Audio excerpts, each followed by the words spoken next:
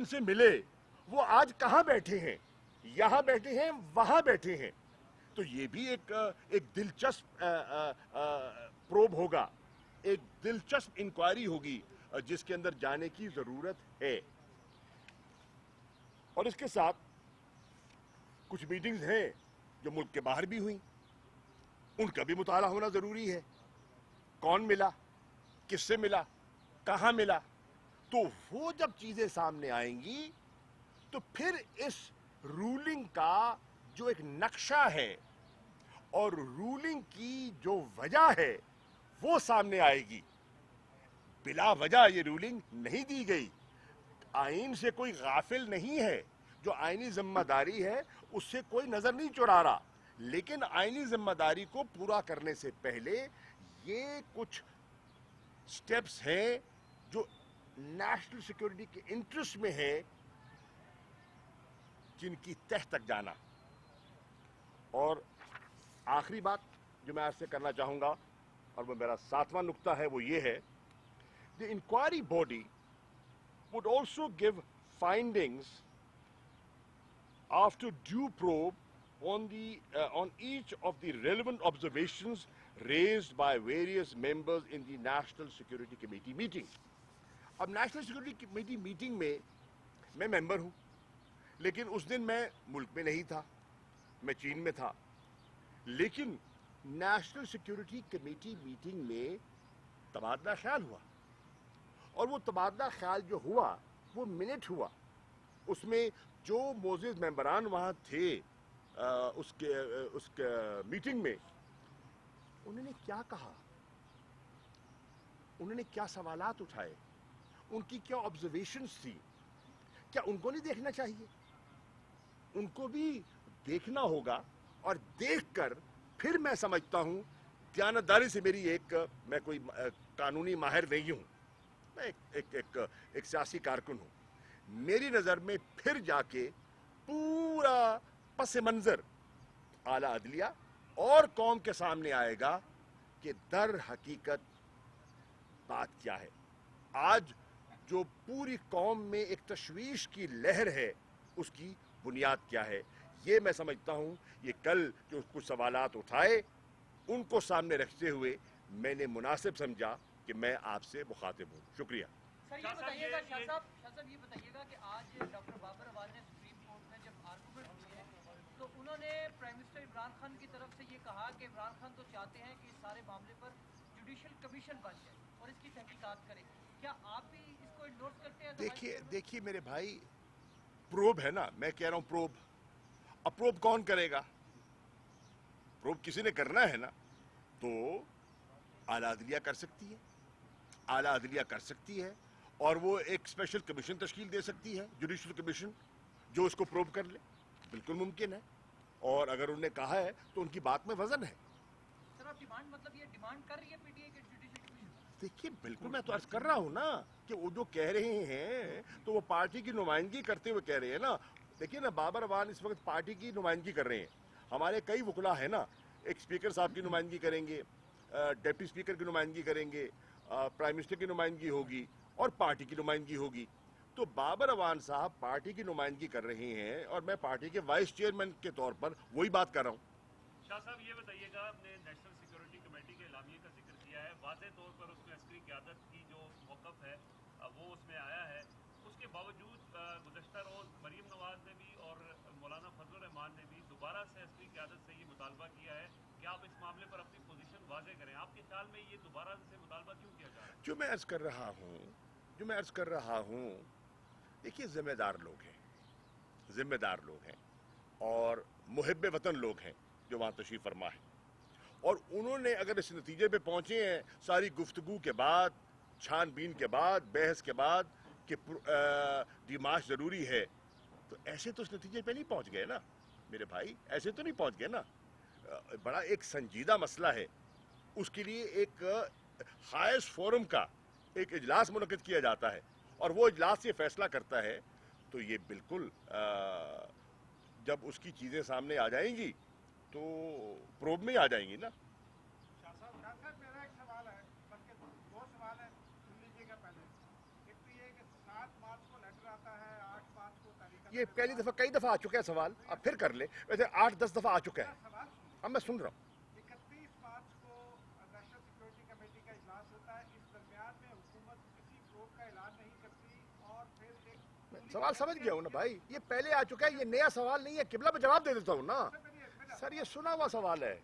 इतने दिन हुकूमत को क्यों लगे और नेशनल सिक्योरिटी कमेटी का इजलास बुलाने में इतने दिन क्यों लगे? समझ गया। अब सर इसका जवाब ले ले। नहीं, इसका जवाब ले, पहले इसका जवाब ले। देखिए, ये पहली दफा तो सवाल हुआ नहीं है, ये 8-10 दफा हुआ है और बार बार किया जाता है।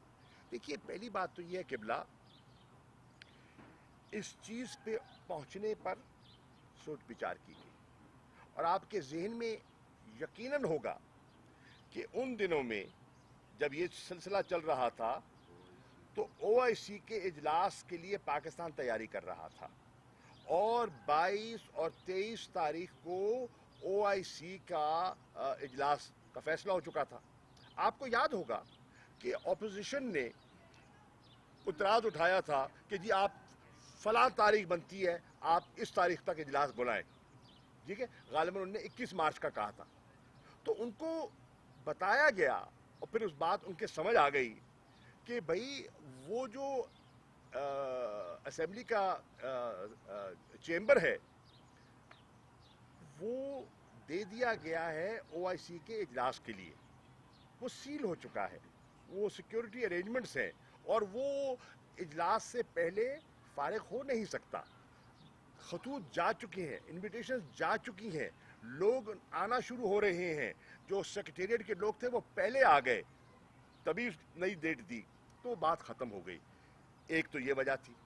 दूसरा, ऑब्वियसली ये इतना संजीदा मसला था, इस पर प्रॉपर सोच विचार की जरूरत थी, इसके प्रोज एंड कॉन्स को देखने की जरूरत थी और वजीर आजम ने उन सब प्रोज एंड कॉन्स को देखने के बाद कोई नी जर्क रिएक्शन नहीं किया, कोई जज्बाती फैसला नहीं किया।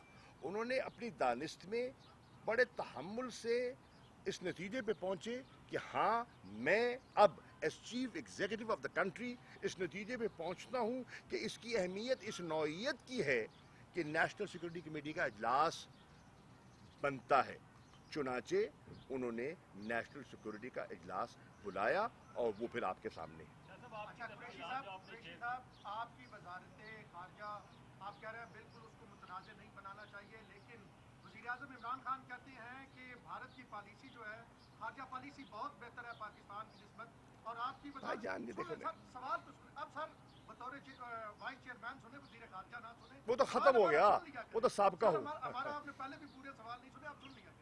और दूसरा सर ये है कि आप कहते हैं मुतनाज़ा ना बनाए, आपकी वजारत तो टॉप 10 में भी नहीं है, तो वज़ीर आज़म आपकी वजारत पे तनकीद कर रहे हैं। दूसरा सवाल ये है कि नदीम अफजल चंद बड़े अहम इंकशाफात कर रहे हैं वफाकी काबीना के हवाले से और फॉरेन पॉलिसी के हवाले से, उस पर आप क्या करें? देखिए, पहली बात तो ये है कि अल्हम्दुलिल्लाह मैं आज साबका वज़ीर ख़ारजा हूँ, मुझे पाकिस्तान के फ़ॉरेन ऑफिस के प्रोफेशनलिज्म पर फ़ख्र है। मंझे हुए लोग हैं, अच्छे लोग हैं और अपना काम जानतदारी से करते हैं, नंबर एक। नंबर दो, जहाँ तक परफॉर्मेंस का ताल्लुक है, वज़ीर आज़म ने कैबिनेट मीटिंग्स में तारीफ़ की है और उस दिन अभी 3 अप्रैल को जो इजलास था MNS का, उस पर उनके अल्फाज थे और ये मेंबर्स बैठे हुए थे कि आउटस्टैंडिंग परफॉर्मेंस थी of the foreign office and the foreign minister. तो मैं मुतमईन हूँ अल्हम्दुलिल्लाह। बाकी किसी को पसंद आए ना पसंद, हर किसी की राय है। बाकी नदीम अफजल चंद मेरे दोस्त हैं, हम कॉलीग रहे हैं, साथ रहे हैं, वो जो कहें वो कह सकते हैं, मैं उनका बंदिश नहीं लगाऊंगा। देखिए वो क्या कह रहे हैं, वज़ीर आज़म की बात को समझिए। भारत के साथ तो हमें, हमारी गवर्नमेंट को तो कई इस मौजूदा भारत की हुकूमत से सीरियस इश्यूज़ हैं। जिस तरह वो मकबूजा कश्मीर में इंसानी हकूक़ की पामाली कर रही है, जो जुल्म कर रही है, हमने तो उस गवर्नमेंट को एक्सपोज किया है, हर लेवल पे किया है। वो कह रहे हैं, समझने की बात यह है कि भारत सिक्योरिटी काउंसिल का मेंबर होने के बावजूद अमेरिका के इस वक्त कुर्बत के बावजूद, जिसको कि वो अपना नेट सिक्योरिटी प्रोवाइडर कहते हैं, उसके होने के बावजूद वो सिक्योरिटी काउंसिल में जो अमेरिका चाहता है वो मनोवन वो कबूल नहीं करता, एब्सटेन करता है। वो जनरल असेंबली के इजलास में अमेरिका के दबाव के बावजूद एब्सटेन करता है, वो ह्यूमन राइट्स काउंसिल में एब्सटेन करता है, वो IAEA के इजलास में एब्सटेन करता है। तो उस चीज़ की उन्होंने कहा कि ये है एक इंडिपेंडेंट सोच कि वो इस वक्त डार्लिंग है उनका, और उनका जो इंडो पैसिफिक स्ट्रैटेजी है उसका हिस्सा है, लेकिन उसके बावजूद उन्होंने ये पोजीशन दी है। शासन ये फरमाइएगा, मैं आसान कर देता हूँ, अमेरिकन डेलीगेशन ने अपोजिशन के तमाम अकाबरीन से चंद माह पहले मुलाकातें की, आपके ताजियों से मुलाकातें की, बतौर साबिक वज़ीर ख़ारजा आप इस बात पे श्योर है कि अमेरिका ने एक इलेक्टेड हुकूमत के खिलाफ साजिश की? नंबर 2, डिप्टी स्पीकर साहब ने एक रूलिंग दी, वो रूलिंग सबके सामने आ गई, वो रूलिंग थी अदम एतमाद अगेंस्ट PM, जो अदम एतमाद स्पीकर साहब के खिलाफ जमा हुई, उसका उसने जिक्र नहीं किया। क्या कहिए? सवाल ये है, आजान आ रही है, करता रहूं बात, करता रहूं कि रुक जाऊं? जैसे आप कहें रुक जाता हूं।